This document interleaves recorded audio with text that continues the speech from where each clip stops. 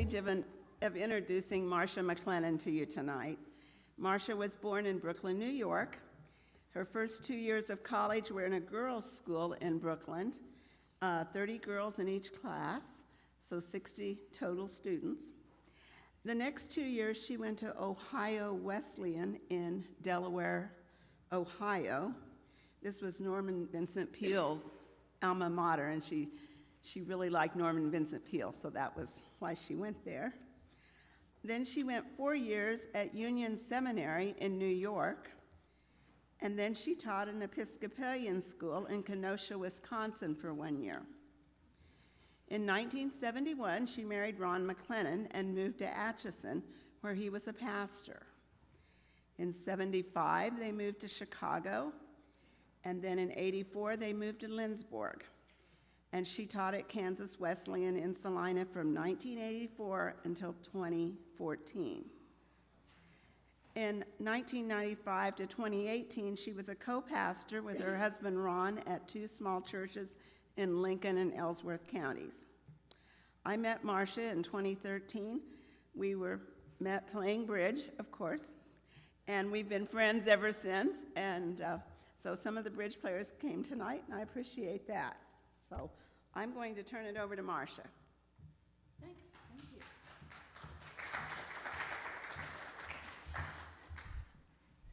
Well, thanks a lot. I'm taking this Katie Luther on the road. You're not the first to hear the speech, but it'll be the same as the others. Different churches have asked me to do it at various times, some in Salina, the 2 that we served for several years. And so when Georgia called me, I said, oh, I think I got the notes still, and I have the outfit, so I'm ready. And I'm sorry I didn't bring my beer stein, but this is just a coffee mug, and that's fine. I gave away my beer steins when I moved. I moved recently to a different house, a duplex in Lindsborg. So I'm happy to be here. And my friend Sandy Balkoven is in the front row, and she's going to do a little something at the end. Well, Katie Luther. In most books about Luther, there is merely, quote, one golden nugget about Katie. That's me. I was married to this famous man, and there is much more to say than one golden nugget. I was born on January 29th, 1499, and in February of 1503, my mother died. Her name was Anna. My father's name was Hans von Bora. We lived on a farm, and I do remember praying for my mother's soul not to languish in purgatory too long. Some people call me Katrina, Katharina, Katha, Katie. I have various names, but I'm Catherine von Bora, name, and then Luther. Catherine von Bora Luther. Hans von Bora, my father, was a gentleman farmer, but he was always in debt. And he had a farm near Zulsdorf, a small farm. He had no money, and he decided to take a second wife, who had several children also. So he decided, or they decided together, to give me the best education in the country. I was only 4 years old, or going on 5, when this decision was made, to give me the best education anywhere in the country. And I went to a local, sort of a convent school. I learned Latin, reading, writing, manners, math, morals, and religion. Hans von Bora really wanted to have me leave because it was one fewer mouths to feed. That was part of it. So he pushed me into this convent at the age of 5. I remembered my mother's love, and I really didn't like my stepmother at all. My stepmother took away every reminder of my mother in the house, all the things, and I was never allowed to talk about my mother. No one ever did. And I was only 5, and it was really hard for me to understand that. The lady he married was Margaret von Endy, and the very first day that she came to live with us, I couldn't come in the house until all the burrs were off my dress and my socks, and I had no dinner that night. My father had remarried, and they decided to send me to this convent. I did not get along with the stepmother at all. So at the age of 5, they sent me to the local convent, and then at the age of 9, I went to the Nymschen convent because my father's sister was a nun there, Aunt Lena. So in 1504, when I was 4 years old, in 1509, I went to Nymschen convent, and at the age of 10, I became a nun. It was an enclosed convent, and it was in terrible financial troubles. Nymschen was very Spartan. It was in a secluded, wooded area, very stark and severe, and very much isolated. I was groomed to, quote, take the veil at 10, and I was married to Christ at 16 in this convent, in this cloister. Work included gardening, copying manuscripts, or producing Nun's book, which is the nun's book of Psalms. This is what my day was like. 2 a.m., we got up for prayers. 6 a.m., prayers. 9 a.m., more prayers. Noon, full Eucharist service. 3 p.m., nuns. 5 p.m., vespers. And 8 o'clock, compline. Breakfast was bread and wine with water. Lunch was fish, vegetables, raisins, figs, and herring. Supper was soup, no meat, and no bread. I went to this convent at the age of 9 or so, and then they shaved my head. As I grew older, I and the other nuns learned about Martin Luther, this monk, and his radical writings. Girls were punished severely if they were found reading any of Luther's ideas. I took the vows on October 8th, 1515, at the age of 16, obedience, chastity, poverty. And we wore white habits with a black scapular, black scapular, and a wimple and a veil that covered my shaved head. And I was called a white nun because of the white across the front. Well, life on the inside of that convent was very secure, very rigid, very predictable. There was no childbirth. There was very little disease. We hardly got the plagues because no one came in and out. But life on the outside was very grim. The church needed reforming. They may not have noticed that Tetzel, Mr. Tetzel, sold indulgences. And I thought it would be good when he came to town. I asked my Aunt Lena, who was in the convent too, if we could get some money and offer prayers for my deceased mother. And my aunt said, no, he is just trying to get your money. How did I first hear about Martin Luther's radical ideas? Well, I had access in the convent, mostly through Aunt Lena, who had written to Dr. Luther and asking for some of his documents. So she had them, and we go in her room and read them. But a man named Mr. Kopke delivered herring to the convent, and Luther condemned monasticism against the vows of people who couldn't make the choice. If you choose to be a monk and a nun, fine. But all these young people at the age of 9, like myself, or 4 even when I started, had no choice to become a monk or a nun. They just were. And he was against that. Nuns and monks who had no choice in where they were, that they should have the freedom to decide that. Well, we decided to escape from the convent. Martin Luther preached in the outlying district of Wittenberg, which is near where the convent was, and he visited the Nymschen monastery of the monks one day. The rule of silence was on. We weren't allowed to talk all day, but we had hand signals and eye signals. And it was a momentous decision for me to leave, but I was curious about the ideas of Martin Luther, and I was really looking for that freedom. Luther had written, no vow of any youth or maiden is valid unless they agree to be a nun or a priest. And they are allowed to forsake their youthful vow, praying to God, and therefore he would help us escape.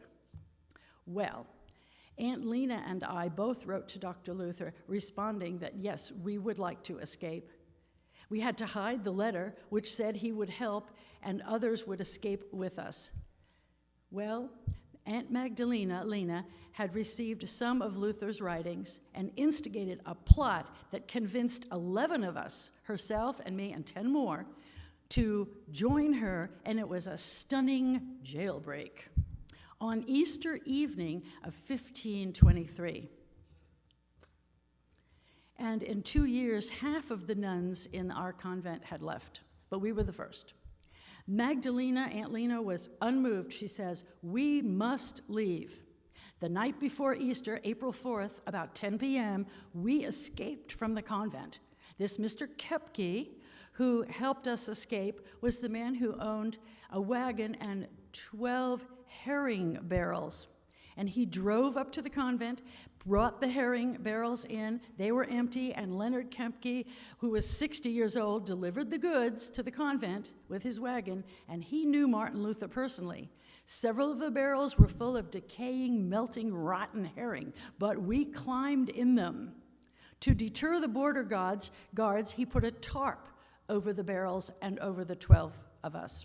The escape was amazing, and Aunt Lena prayed, "Holy Father, I cannot stay here any longer.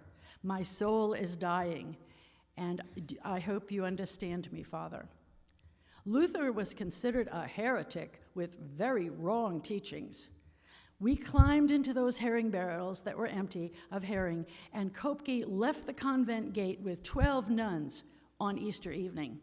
The escape was momentous, April 4th. We had secular clothes. We climbed over the garden wall, and Mr. Hepke, that merchant with his wagon, at midnight, put us all in these barrels and freed us to go to the Black Cloister, which is a cloister for men called black because they wore black clothing, the monks with the black clothes. What could an escaped nun do? Employment? Maybe. Wedding? Maybe. Luther was in charge of the 12 of us, and he tried to get positions for us and make our lives easier by helping us because we didn't know what to do. Of course, the public saw us as people who had abandoned our vow of chastity. So we were not popular people. Well, Luther got me a job in the home of a man named Cranach, and he was an artist. And I had a very nice job. I did some housework. I was the companion to the children. And I really liked it there. Mr. Cranach was a very famous painter. In fact, down on the table over there is a painting that Cranach did of Dr. Luther and myself and our family many years later. It's a very famous painting. I forget where it's located, but it's there in a magazine. Luther said he would find a husband for me. "Would you want to be married?" he asked. "I haven't given it much thought," I answered. But in 1523, after I had escaped, I met a man named Jerome Baumgartner at a gathering at Melanchthon. You probably have heard of his name. Dr. Melanchthon was Luther's friend. At Melanchthon's home. He was a friend of Luther, and this Jerome Baumgartner was at the party or at the gathering. We fell in love very slowly, but we fell in love. We met, we walked around Cranach's home where I worked. Cranach was a matchmaker. Cranach was doing a portrait of Jerome and asked if I would like to sit while he did the portrait. So Jerome and I got very acquainted while he sat for long periods getting his portrait done. I was invited to watch by Mr. Cranach. Jerome said he loved me, but he had to get his father's approval. He was a university student, and he went home in Wittenberg, and he never wrote or came back to university or to me. It was a shock. Katie in Wittenberg, the gossip was, romance gone sour. 2 years I waited for Jerome Baumgartner. His parents disapproved, and he never responded again.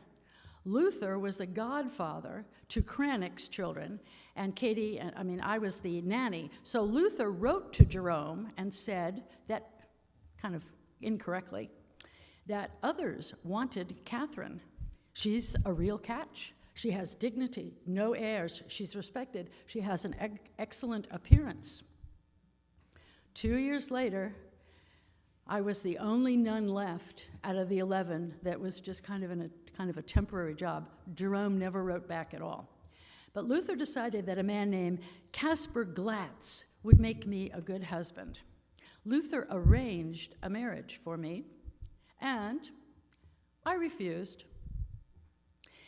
I told Luther, he's stubborn, he's argumentative, he's miserly, and I said, really, and he's very old. Said Luther. Caspar Glatz wanted to marry me, and I said no to Luther. Martin thought it was that I was very proud in saying no because Mr. Glatz, I guess, was very rich or something. He was old, but he was also rich. So Martin said, let's leave that whole matter up to God. So Luther had a friend named Amsdorff, Nicholas Amsdorff, and he said, maybe, he would make you a good husband.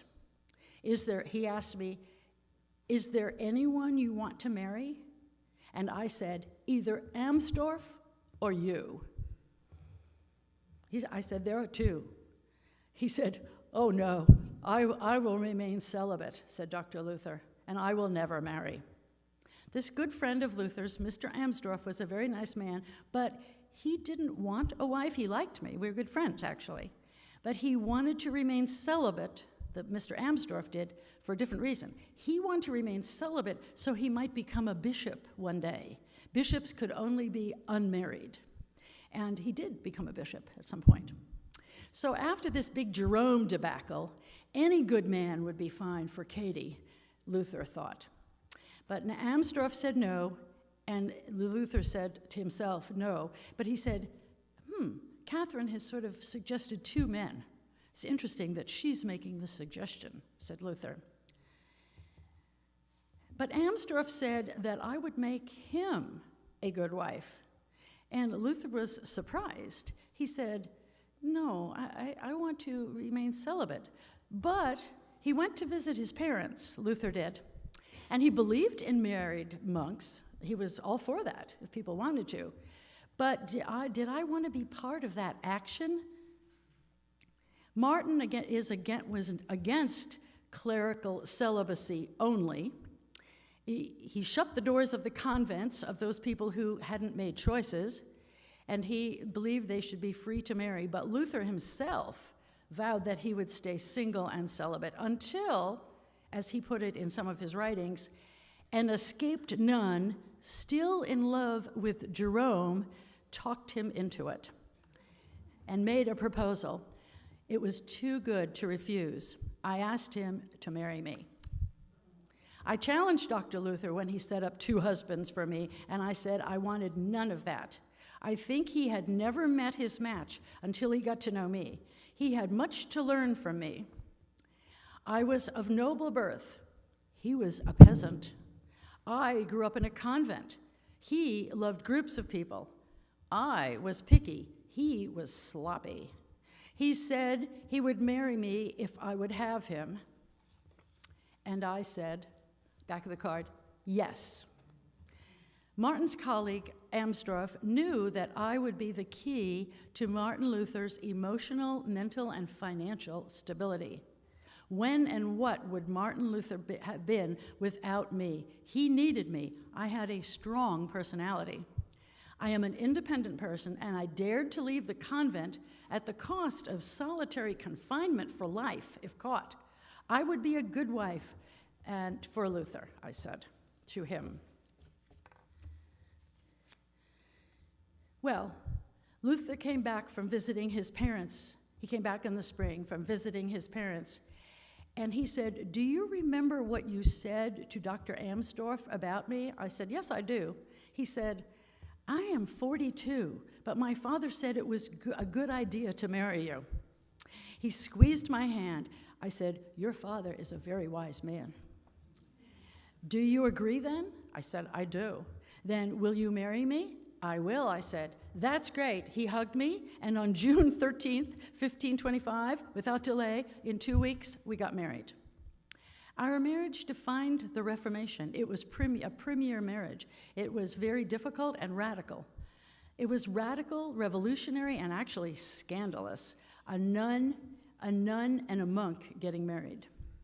The marriage statement was a huge risk for me. I had asked for one or the other, Amsdorf or Luther, to marry me, and that was daring in itself. But why did he say yes, I wondered? He had said marriage is just as holy as celibacy.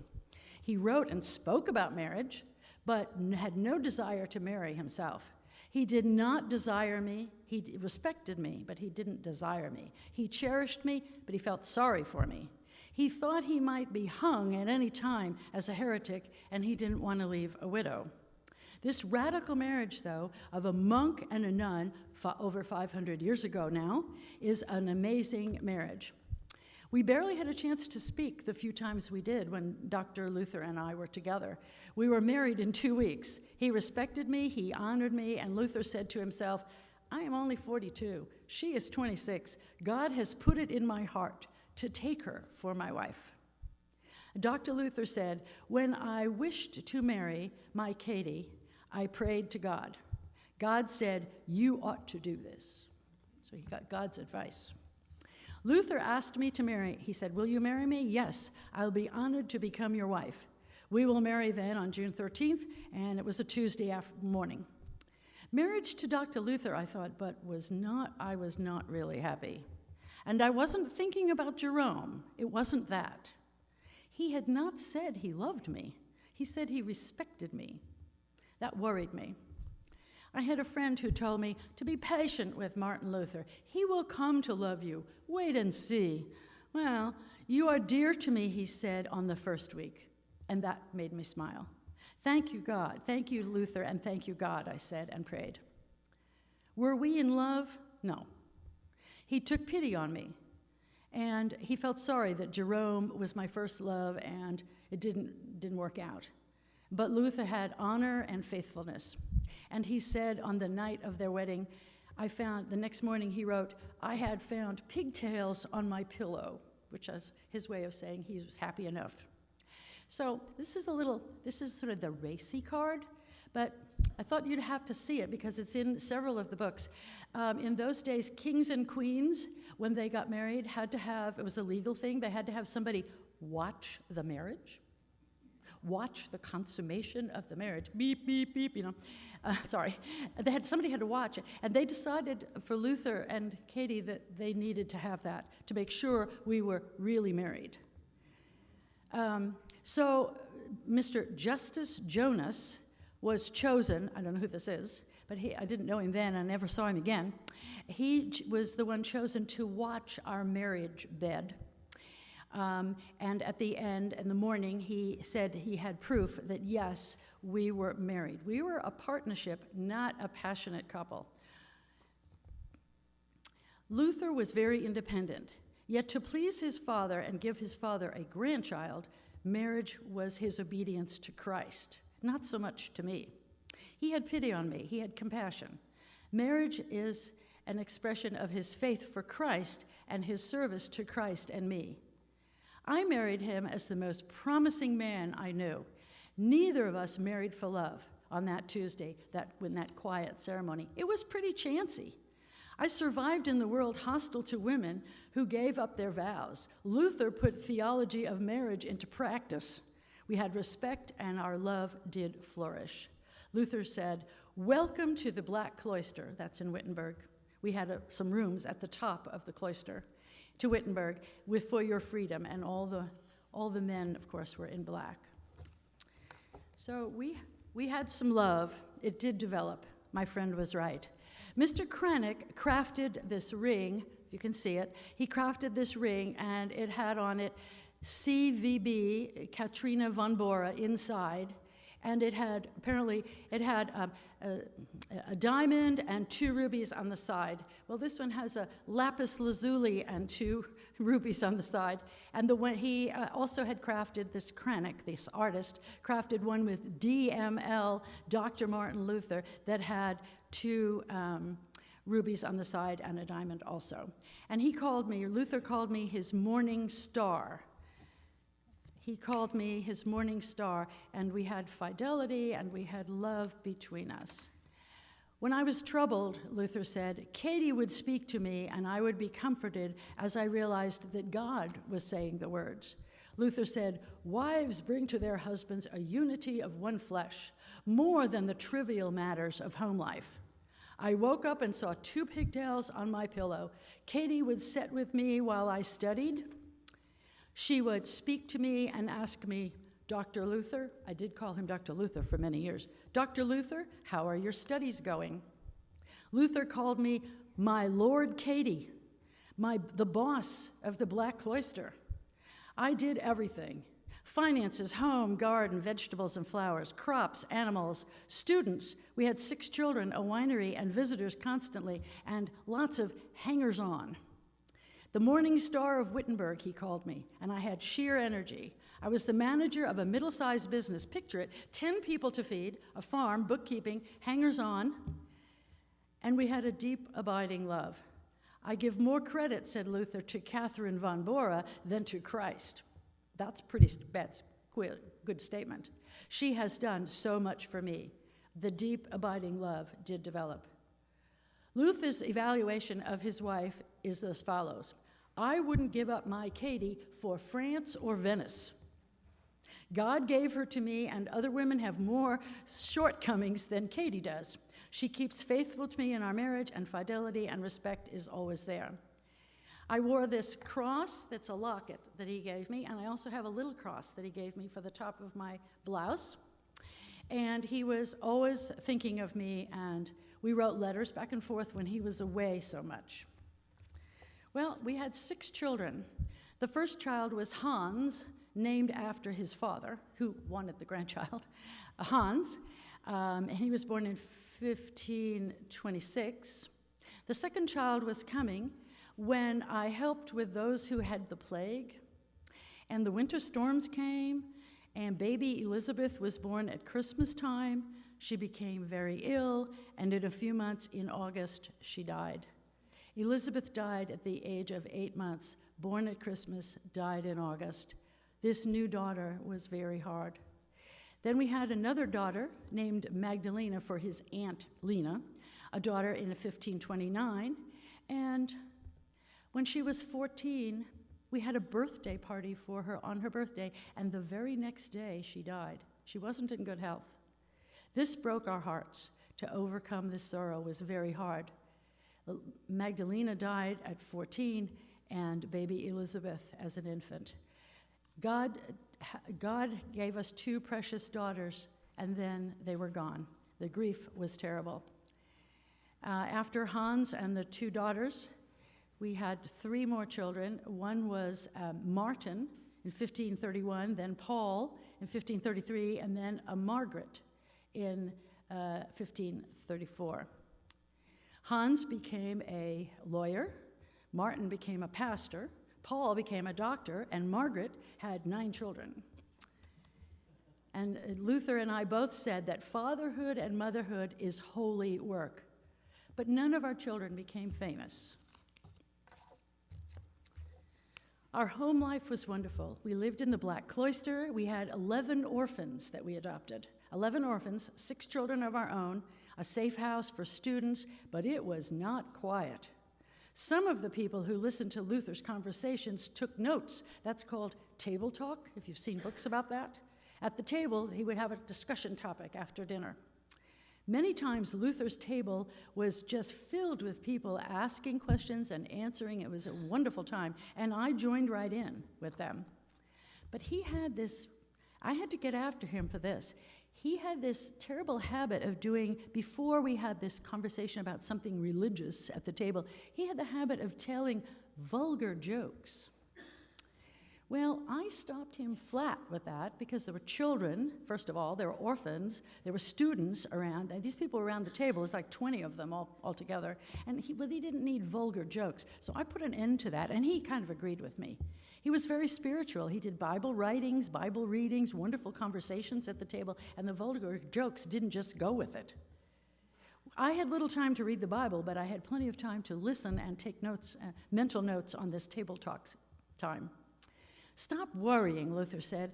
Your home, your farm, your children, your health, your politics, don't worry about those things. You are a Hausfrau extraordinaire. I like that. That's a definite quote.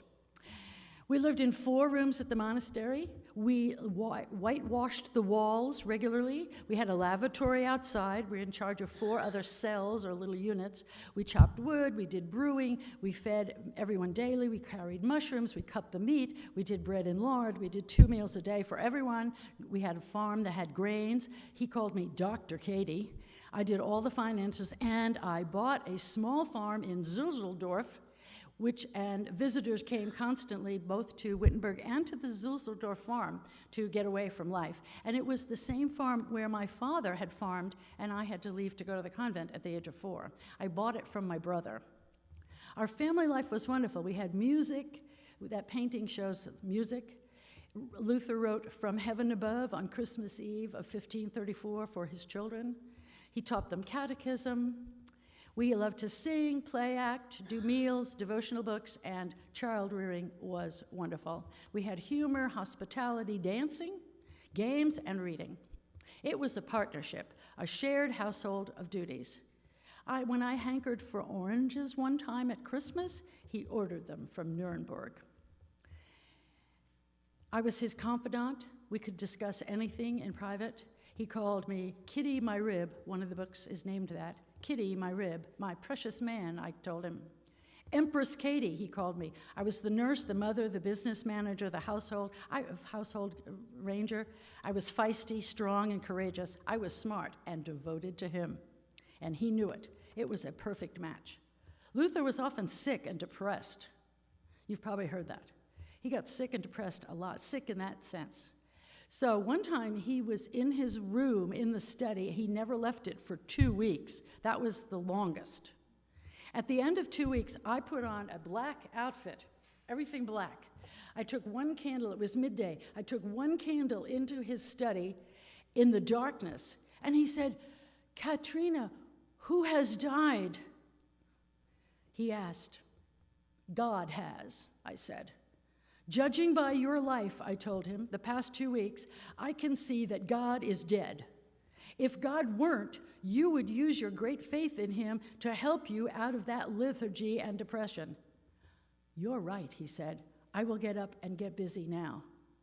Luther had lots of other things. He had indigestion,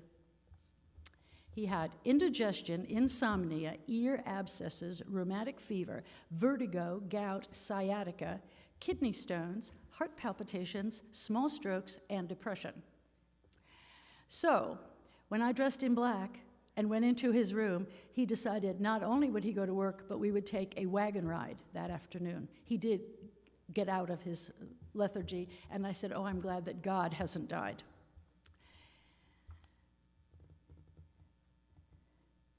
He was the head of the household, but I had no problems with that. I had no problems with that because I said, you can be the head of the household as long as you don't interfere with my agenda. He went for that.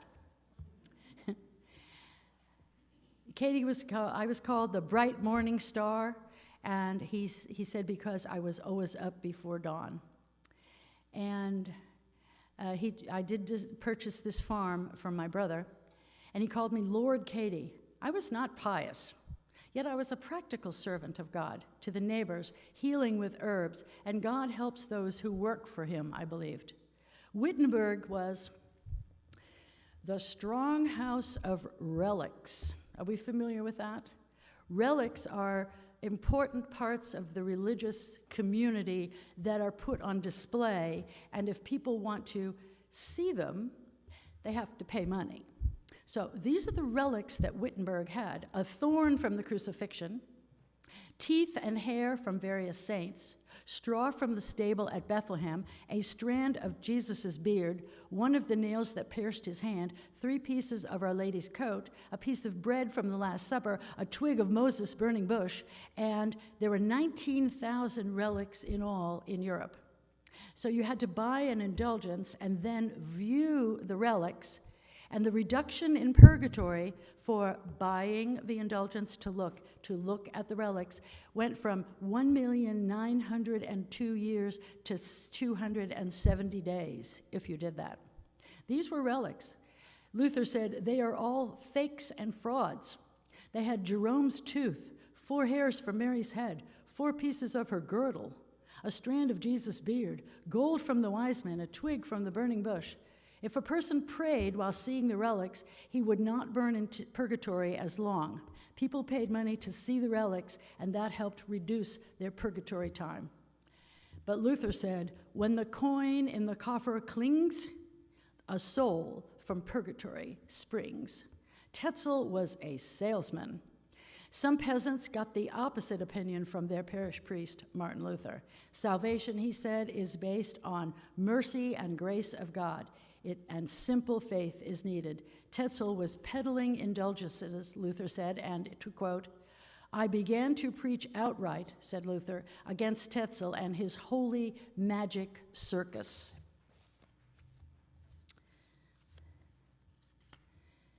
Well, you know the story of Martin Luther. I'm not going to give you that one, but a few things did touch my life. One is the printing press, not my life, but the printing press was in 1456.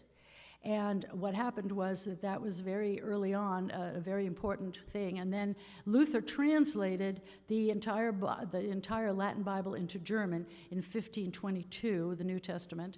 And it was the bedrock of German literature. Laymen, he said, could quote more Bible verses than clergy could. He nailed his 95 Theses, you know that story, to the church wall, to the church door. But he wanted people to debate. He didn't want to start a revolution, really. He wanted people to debate, but they didn't. And part of the reason they didn't, it was in Latin. So they translated it into German, and then the peasants got to read it, and then things started to happen. They realized that indulgences were wrong. To buy prayers was a wrong idea. And the idea of papal infallibility. And in January 1521, they were going to excommunicated Martin Luther, and they called him before that to recant, to take back all his words he had said, and he said he would not at the Diet of Worms, which is a conference that he went to. So he was a heretic and excommunicated. Martin Luther never recanted. He never took back his ideas. They considered burning him, but instead they burned all his books. He nailed those 95 Theses to the church door and started a revolution that he didn't expect to start. He wanted to start discussions. There was no discussion. It was yes or no. There was no public response for weeks, but then the discussion started, and the peasants took it to heart. So on October 31st, 1517, that was the day he finally nailed them to the door in German. Tetzel sold indulgences. He paraded into town, gave a sermon on hell when the congregation could smell the flames and hear the screams of the damned. He became a very rich man, selling tickets out of hell and purgatory. So we now come to Luther's death.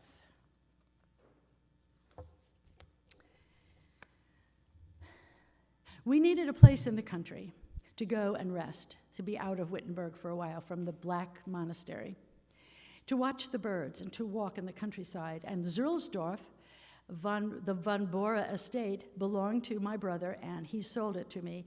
And I had been there only until I left at the age of 4.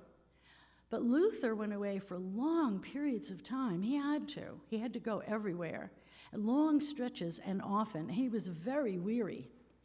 But he went away this one time in 1546, and he died while he was away. Luther wanted Catherine and the children, said, Catherine, you and the children go to Zülsdorf without me. And I said, no, I refuse to go, and I'll remain in Wittenberg with some of the children, and when you come home, we'll go. I want to share the countryside home with you.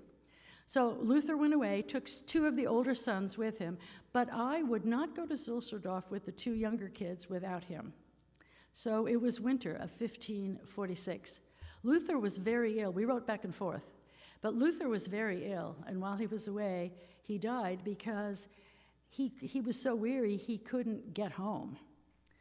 He had written to me just a few days, I received his last letter a few days before he died. He had planned to return in February, but on February 17th, 1546, at the age of 62, he had chest pains. At 2 a.m. in the morning on February 18th, he passed away. I was not there, the two sons were. He had preached his last sermon in 1546, January, and he was in Elsenben with the two sons. Well, I still have some of the letters. Some of them have been destroyed since, but I had some of his letters, and I had that last letter. And he was ready to come home, but he was too weak. He had spasms in his chest and died on February 18th. The funeral sermon is one of the things on the table over there. I have a copy, a magazine copy of the funeral sermon. He wanted to go to Zülsdorf with us as soon as he got home, but of course he didn't make it. So when he died, we went north to visit Philip Melanchthon for a while. Then apparently the people who didn't like him wanted to dig up Luther's corpse and burn it, but they never did. And after Martin's death, things kind of fell apart for our family. We were a radical marriage. We were really two simple people. We were married 21 years together. And we had a real brave marriage. We cried, we laughed, we raised our 6, or really 4 children. We found extreme sorrow in the death of those 2 daughters, and we sang together every day. When he died, I said, "He was my best friend. Now I have no one with whom to talk and listen." It's sort of the statement of the widow. After he died, we were very poor. We went back to Zülsdorf after the uprising in Wittenberg, and then there were black days for long periods of time. So we decided that we'd leave Wittenberg again. We were in Düsseldorf and Wittenberg, and Düsseldorf and Wittenberg, but we're in Wittenberg, we had a plague of rats after Martin's death, and the 30 Years' War had begun, and that involved Wittenberg. So we decided that we would just go to Zülsdorf. There was another plague in Wittenberg, too. Zülsdorf Farm did not have a plague, but we decided to go there and leave the Black Cloister. Well, we left in the fall of 1552, the children and I. It was a difficult wagon drive. We had taken a lot of our belongings with us because eventually they burned our house and the cloister and all the outbuildings in Wittenberg. They hadn't yet, but they were starting to. They had burned some of the outbuildings. So we took what we could. We had financial troubles. There was plague in Wittenberg anyway, so we decided that we would go to Zülsdorf and stay there. Well, it sounded like a good idea. The children and I got in this wagon, paid somebody to drive the wagon, and what happened was I jumped up to save the wagon from tipping over. We were in rocky territory, and I fell out of the wagon and into a ditch of cold water. I was injured. I barely survived, but I was conscious. I was near death for several months. We lived on the edge of poverty for 5 years before that. This violent fall, this exposure and shock and cold water, and the children tried to help me.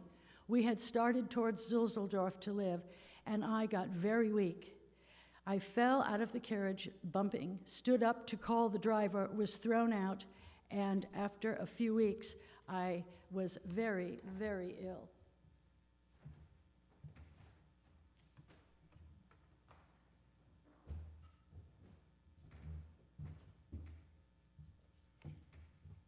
Catherine von Bora Luther remained seriously ill from her fall out of the wagon on their way to their country home.